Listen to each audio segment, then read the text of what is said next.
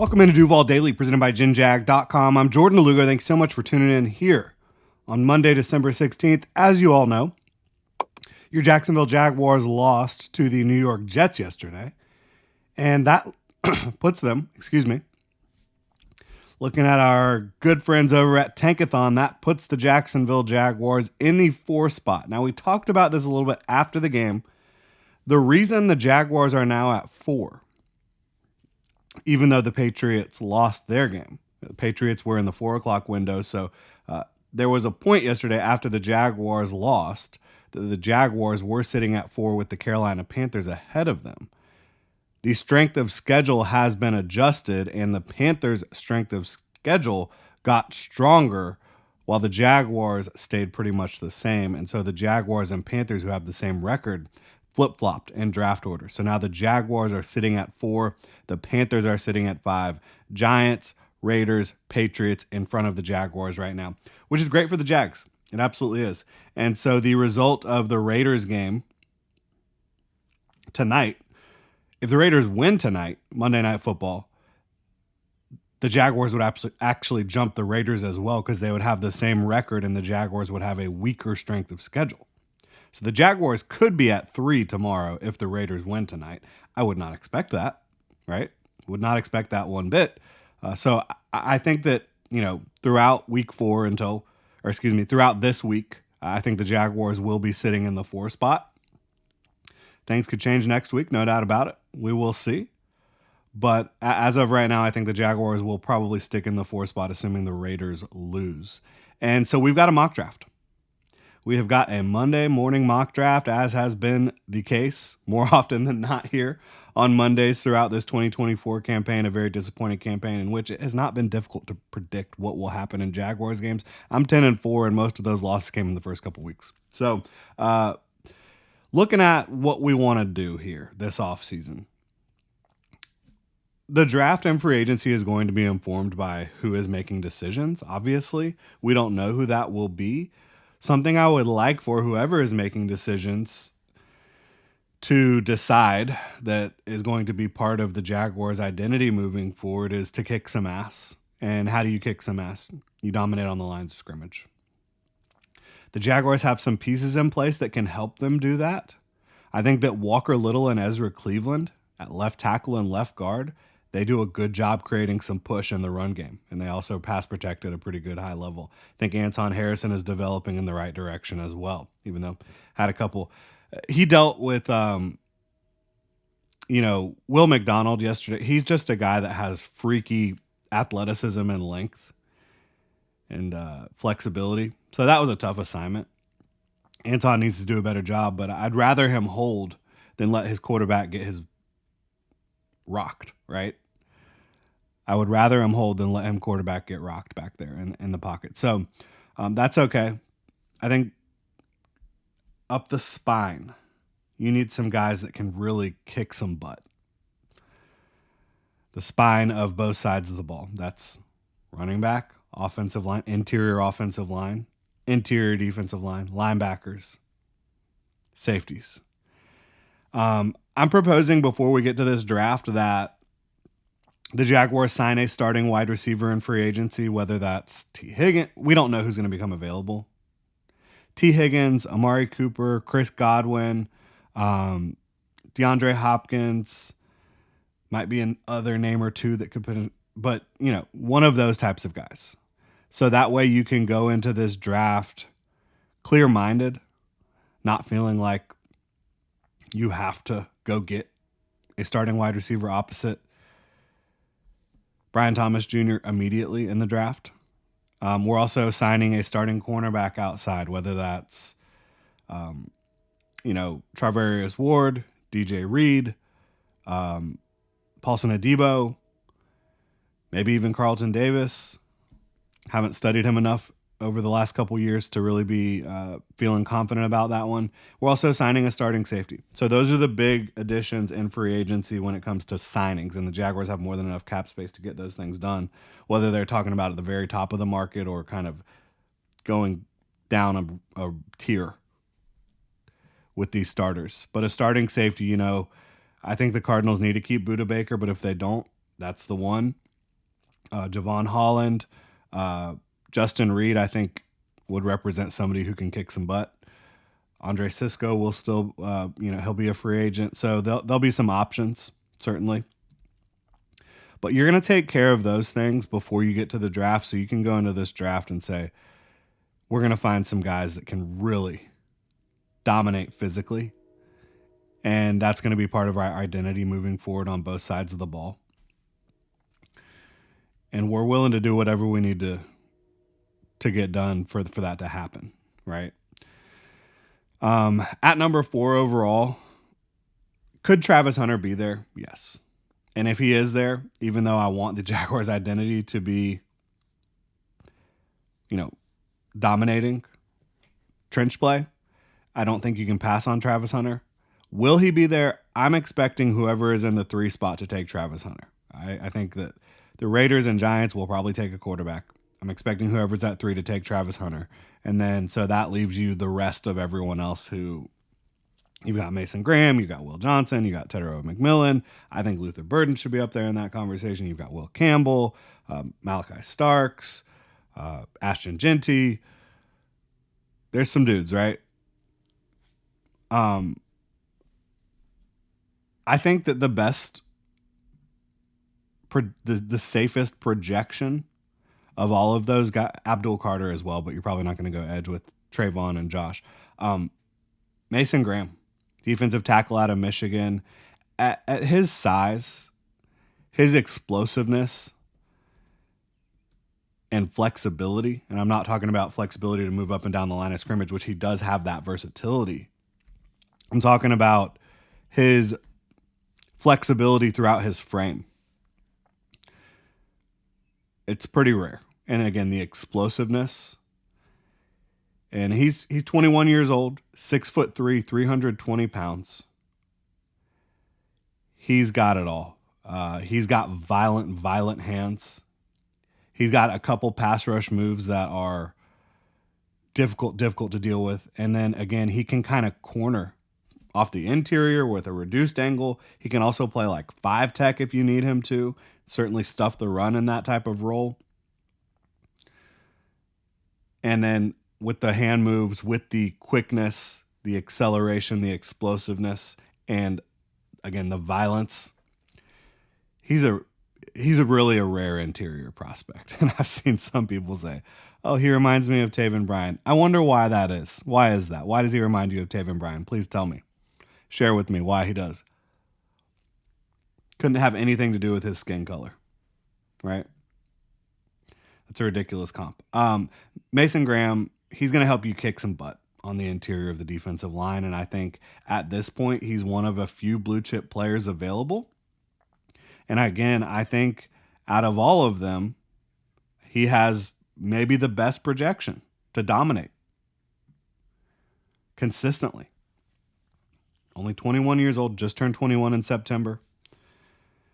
And I think that in this modern game of light boxes, 2 high shells, getting somebody who can really dominate up front on both sides of the ball is huge. Because if you can win lines of scrimmage and have a lighter box and still stop the run and still get after the quarterback, that does a lot. If you can win with 4 up front, that does a lot. Now, the Jaguars' next pick is at 36, I believe. Let's see here.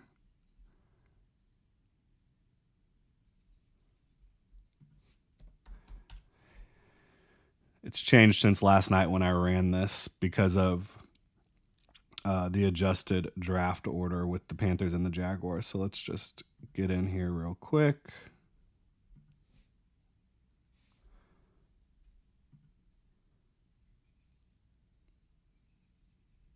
All right. So you've got 4 and you've got 35. From 35, we're talking about trading that pick up. And you don't have to. You could certainly sit here and there's going to be some offensive linemen that I feel really good about at 35. But there's one offensive guard, one interior offensive lineman in this draft that I feel incredibly strongly about. And again, we're talking about big, strong, physical dudes who want to hit you in the mouth, who want to get after it. Tyler Booker out of Alabama. He's never going to be like this elite puller. He's never going to be this elite guy getting to the second and third level with the athleticism, right? But if you want to talk about dominating at the point of attack, in pass protection, and in the run game, that's Tyler Booker. You want to be a gap, power, rushing team, that's Tyler Booker. And that doesn't mean you can't do more with him, but that's going to be his strengths. Point of attack, using his strong hands, he became an athlete this year. Thought there was some bad weight on him in the past, but he's another really young guy, 21 years old. He is so strong at the point. He's going to be a security guard for Trevor Lawrence, and he's going to be a butt kicker in the run game. And so we're going to trade up all the way to 22, give up 35, 71, and a 6th round pick. And we're going to take Tyler Booker out of Alabama. And is that a steep price to pay? It is. But I have Tyler Booker in my top 20 right now. And again, this is scheme specific. If they want to be pretty much a outside zone rushing attack, taking Tyler Booker is probably not going to be the best option. But if they want to be a gap power rushing offense, which I think probably supports the strengths of where they're at in the run game right now outside of Travis Etienne, which Travis Etienne's only under contract for one more year. And we're going to add another running back or two in this draft, by the way. But if they want to do that, Tyler Booker's the man. And he can inside zone, no problem. But if you're asking him to really get out and pull and get on the run and be moving at an extremely high level, that's not his game, really. He's more of the big physical interior guard. But I would love that because now you have gotten two guys that will absolutely, again, kick some butt on the interior. At 92 with our next pick. We're going to take another offensive lineman. I think Mitch Morse can start next year, but again, is that the best path forward? I think you got to find somebody young to become that center of the future. It's not Luke Fortner.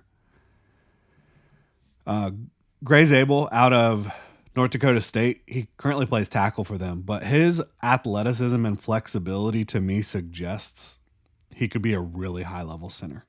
And he's got the strength, I think, to hold up at center. Honestly, at center, that's one of the positions where you don't have to have as much sand in your pants. But he's over 300 pounds, tall, flexible. Again, you have to be able to be flexible in that role if you're tall, to be able to withstand some push on your chest, anchor down, use your athleticism. I think Gray Zabel can do all that. I think he has pretty good hands for playing at a smaller level of competition. I would really like that to solidify. And he should have versatility throughout the offensive line too. So kind of a swing player / starting center of the future, maybe competing with Mitch Morse in year one. Then at 109, talked about this kid a lot, but Nick Singleton, again, you want to talk about getting some powerful guys that can kick some butt. Nick Singleton, the running back out of Penn State. I don't know why they don't run him more. They need to in the playoff. But he's 20 years old. He'll turn 21 in January. But he's about 6 foot, 230 pounds. I think he's going to run like a low 4.4. He is super explosive, shot out of a cannon, has some contact balance as well. Reads the game well. I think he has good vision. Very good pass protector. Very good pass catcher out of the backfield. So Nick Singleton, I think he's probably going to be the starting running back of the future. He doesn't have ball security issues the way Tank Bigsby does. He doesn't lack the physicality the way Travis Etienne does. I think he's more of a blend of what makes both of those guys special. And now he does not have like the elusiveness of a Travis Etienne. Don't get me twisted here, but he does have explosiveness. I think running behind the guys we're talking about, Walker Little, Ezra Cleveland, Gray Zabel, Tyler Booker, Anton Harrison, Nick Singleton could have himself a really good time. And I think Trevor Lawrence and pass pro behind that offensive line would feel really comfortable. At 129, we are going to go receiver. This seems like it could be a sweet spot for the position. We obviously don't know how the draft will play out. But Jaden Higgins is still on the board in this mock draft. We've talked about him a lot out of Iowa State. I'm not going to do that again just because I don't think there's any way Jaden Higgins falls to this spot. So we're looking at some receivers, and there's still a lot of good options on the board, in my opinion. And so we're going to take a look at somebody we haven't talked about before. Again, the type of receiver I keep going back to when I think about drafting one to complement Brian Thomas Jr. long term is more in that physical mold that can go up and get contested catches, because not only does that foil with what Brian Thomas Jr. does well, it's also a body type that the Jaguars haven't had much of. They thought maybe they were getting that in Gabe Davis. That hasn't worked out. A skill type that the Jaguars haven't had much of under Trevor Lawrence, or since Trevor Lawrence has been here. And that's wide receiver Jack Beck, 6'2", 215 pounds, started at LSU, transferred over to TCU this year, and he's been a stud for them. He has been so productive. He's not going to be like an elite burner down the field, but he's got some fluidity to his route running. He's got some separation ability because he can play pretty darn physical now. I mean, he's a strong receiver at 215 pounds and 6'2". But I think he is a good athlete at his size. I think he is explosive at his size. He's got a big time catch radius. He's got strong hands. I think he can be that catch point guy for Trevor Lawrence long term. He's got that type of ability. So I think getting him at 129 would be pretty exciting. At 144, safety Andrew McCuby. He keeps falling down the board in these mock drafts, and I don't know why. I mean, he's not the biggest dude in the world, but he is so gifted reading the game with zone eyes, making plays on the ball, coming downhill and tackling, at an efficient level, not like an enforcer, right? But he's just a really well-rounded safety prospect who I think gets slept on. And then at 199, a quarterback we've talked about. Again, we've talked about being physical. If Trevor Lawrence gets injured, what type of backup quarterback do we want? In my opinion, Mac is a fine backup quarterback.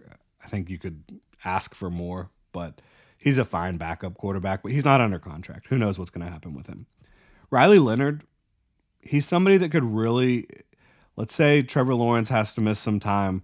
You could start to, with what we've done already in the draft, you could start to say, can Riley Leonard lead a run-first offense and also upgrade the running game because of his physicality, his ability to run the ball? I think he has more arm talent than you've seen in the last couple years.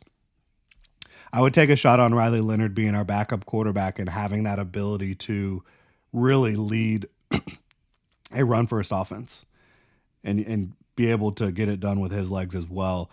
And I'm not saying the Jaguars need to be a run-first offense, but if your quarterback goes down, then you need to become this team that wins with ball control, time of possession, playing strong defense. And so I think that that's a nice potential path forward for the Jaguars and their backup quarterback. And then at 221, this guy I don't know why he does not get more respect in the draft. I think probably because it's a really deep draft at running back.